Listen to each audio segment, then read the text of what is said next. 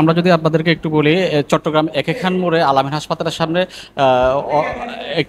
একটি মানুষকে একটি গাড়ি মেরে দিয়ে চলে যায়। তো পথচারীরা ওনাকে ধরে হাসপাতাল নিয়ে আসে। আসলে ওনার কোনো এখনো গাইডলাইন পাওয়া যায় নাই। উনি মৃত অবস্থায় এখানে চট্টগ্রাম মেডিকেলে আনা হয়। একটি গাড়ি মেরে দিয়ে ওনাকে চলে যায়, রাস্তা পড়ে থাকে। লাস্টে আলামিন হাসপাতাল ওনাকে ভর্তি নেয়। এখন চট্টগ্রাম মেডিকেলে ওনাকে পথচারীরা কিছু মানুষ ধরে নিয়ে আসে। ওনার এখনো গাইডলাইন পাওয়া যায় নাই।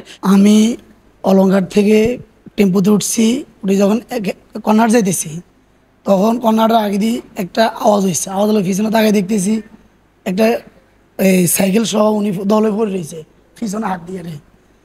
তখন আমি টেম্পুতে নামি, টেম্পু ভাড়া দিয়ে দিয়েছি, টেম্পু চলে গেছে। এর মানুষ জড় হয়ে গেছে, একজন এক কথা বলতেছে। পরে একটা কি জানি ভ্যান গাড়িতে উঠেছি, উঠে আর তার ভ্যান গাড়ি করি কি একটা হাসপাতাল বলছিল এখানে, এটাতে আনছে, আলামিন হাসপাতাল আনছে।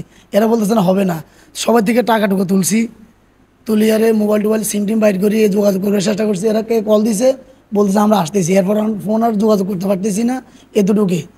আমার নাম মোহাম্মদ সোহেল, নোয়াখালী মাইজদি, এখানে কর্নার থাকি।